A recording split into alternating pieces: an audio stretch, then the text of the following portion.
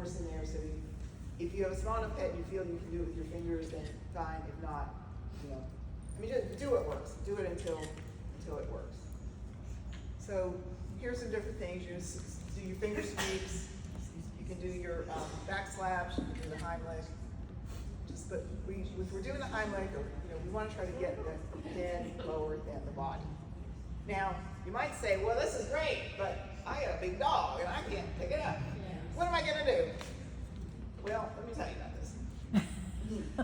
This is my dog. His name is Tiny Snowball. Oh my gosh. And he did not actually need the hind leg this day.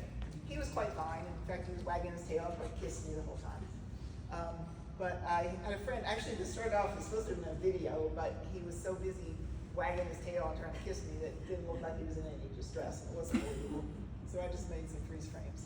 But what you want to do is find the diaphragm, put your hands there, and then just pull up on the back end of the dog. I think my hand slipped a little bit here. There probably should have been more here. But you know, this is another thing. When you're playing with your pet, you know, or you're, you know, just feel their ribs. Figure out, oh, there's your diaphragm. Okay, well, that's good to know because I ever need to do that. You know, just go ahead and practice with your pet. So in a big dog like this, you actually want the feet to come off the ground. I mean, you just want to, you know, really give it as much force as you can. And you can also do it facing the front of the dog, but once again, it's the back legs you're lifting off the ground because you want the head lower than the body. Okay. Questions on that? Okay. Now let's say we did all these things, but we could not clear the airway. The pet passes out. Okay. The first thing you can do if the pet is passed out, this pet is not going to bite you. Now you can really open that mouth. Can you get that thing out? You know, maybe you can now. If you have somebody helping you, this definitely makes it easier. But you know, you can definitely, you know, kind of check it out a little bit better than the pet was still conscious. And then we may need to begin CPR. Once again, we're not going to muzzle a pet that's unconscious and unresponsive. This pet's not going to bite you. It's unconscious. And you know, the pet is having trouble or is not breathing, so we don't want to do anything that might restrict that. So it used to be you were taught to check the ABCs, airway, breathing, and circulation. The American College of Veterinary Emergency and Critical Care has changed their recommendation now, and they say don't waste time checking for a pulse. If the pet is not breathing, begin CPR. Okay. If you start doing CPR on a pet that doesn't actually need it, that's okay. It's not going to hurt them. They'll wake up and tell you they're not very happy. But yeah, this is one of these, just do something. Doing something is better than doing nothing.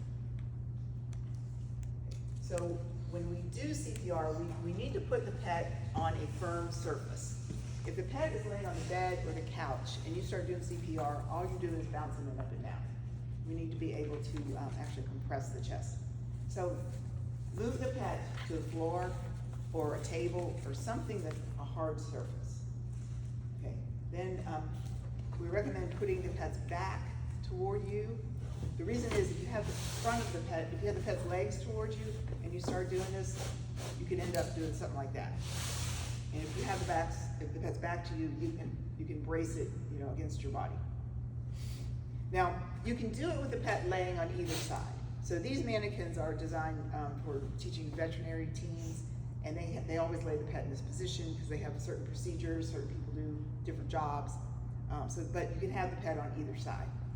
So with most pets, we'll talk a bit in about one different position, but with most pets, you're going to have them laying here on their side. We want to let gravity help us. So we're going to gain leverage by being higher than the pet. So if you can do it on the floor, I think that's ideal because you can definitely be higher than the pet. If you do it on a table, you may need to you know, stand on a stool or stand on a chair or do something like that. So, can I have a brave volunteer Come on up. Okay. So you got your pet on a firm surface, you got the pet's back toward you. Which one? Oh, do this one here. I know. Which one? How do you pick? Which one? Which one should I say? So, have you done chest compressions? No. Well, I have for people. I mean, like the actual person who was like, Yeah. Oh, okay. Well, it's the same thing. It's the same thing. So, you want to, now remember, we've got to find the heart. Okay? Would be, Yeah, so we know, so this would come up and you would look, and we, what is up there? yes. Okay? So we're going to put your hands there, lock your elbows, bend at the waist, and use your. Okay, go ahead and do. Just show off. So you see how he's pushing hard. You need to compress the chest a half to a third. So if the chest is this wide, you need to compress it down to a half or a third of its normal size. This is going to force the air in and out of the lungs. It's going to force the blood to start circulating. Okay. For most dogs and cats, you're going to do like he's doing. Put your hands directly over the heart. You know where the heart is, okay? If you have a barrel-chested dog, we're gonna do it at the widest part of the chest, okay? So I recently asked an emergency veterinarian, is this really that important? Because a lot of times people get very confused on this and they don't know which one they should do on their pet. And she said, yeah, it really is important that, you know, if it's a dog more shaped like this, and really all you're doing, you are putting it over the widest part of the chest. If it's a dog, more of the slender waist, you're gonna go with that. If it's a dog or cat that's got the barrel chest, instead of going over the heart here, we're going more on the widest part of the chest. If you have a bulldog, you wanna do it, or a barrel chested dog, you can do it like they do on people, with the dog laying on its back. And, you know, this is kind of one of those things you just try. Don't leave. No, I'm backing up, so. So I can see. Yeah. Facilitating your training. Yes, thank you. If you have a very small pet, you do like you were saying with the Heimlich, and you can just use your thumbs to do the compressions.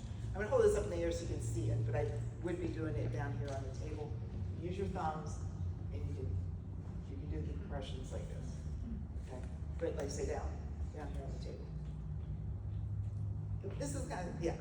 What if your pet's like overweight? My cat is. Okay, kind so of we're not, very big. right, okay, actually, I'm glad you asked that, because I should have mentioned that.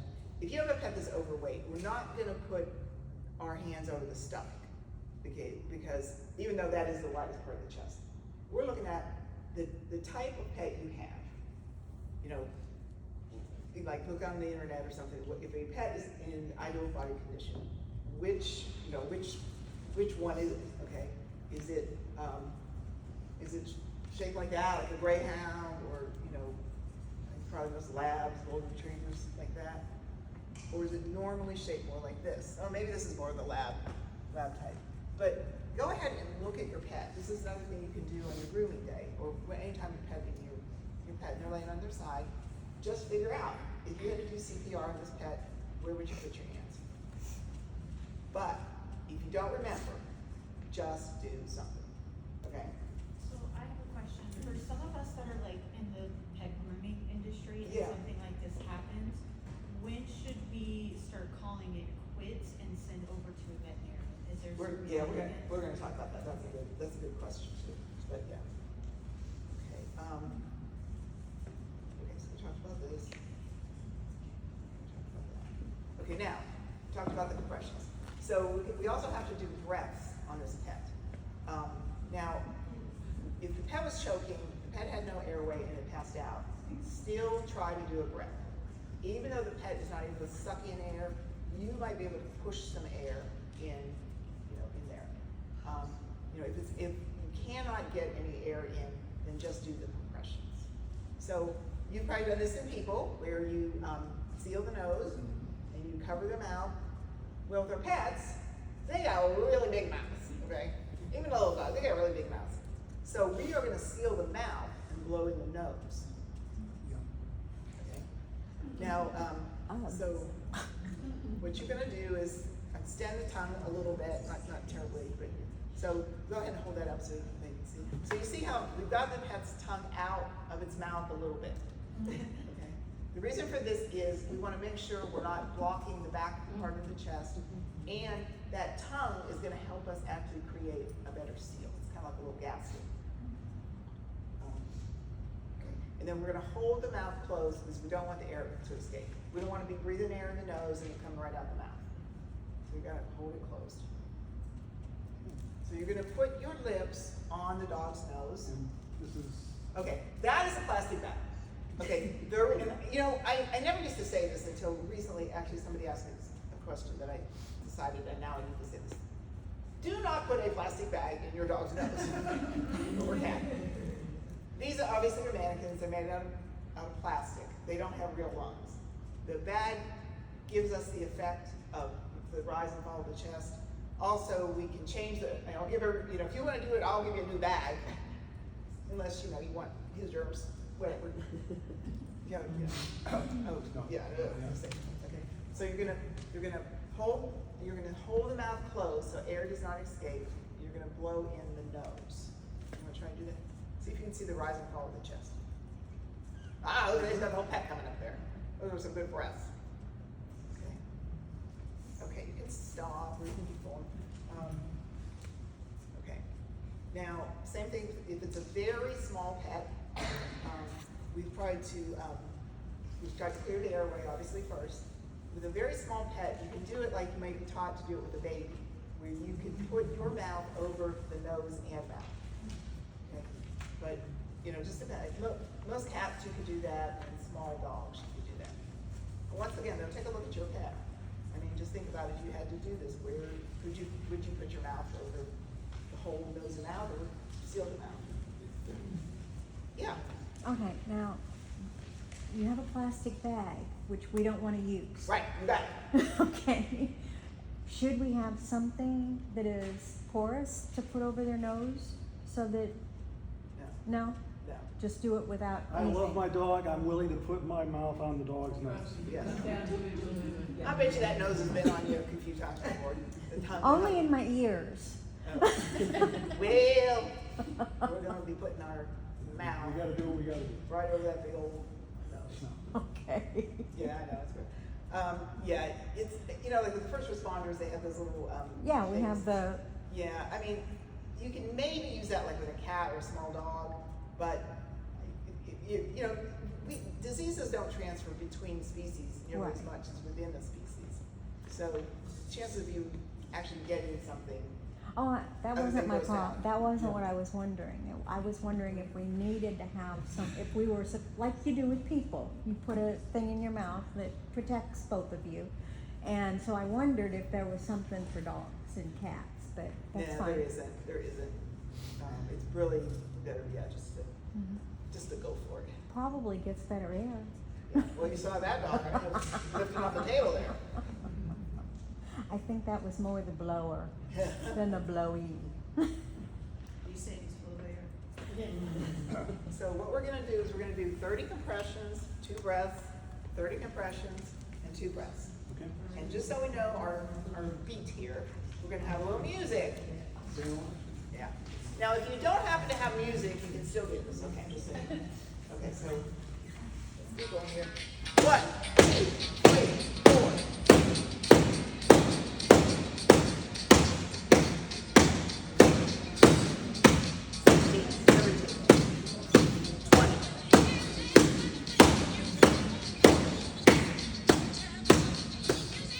Breaths.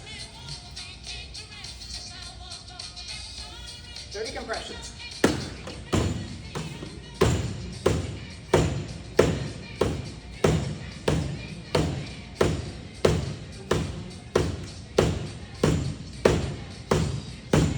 One, 2, 3, 4, 5, 6, 7, 8, 29, 30. 2 breaths.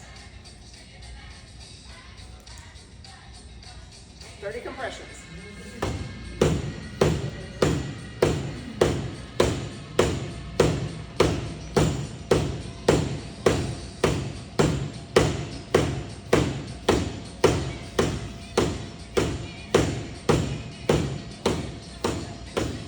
stops running.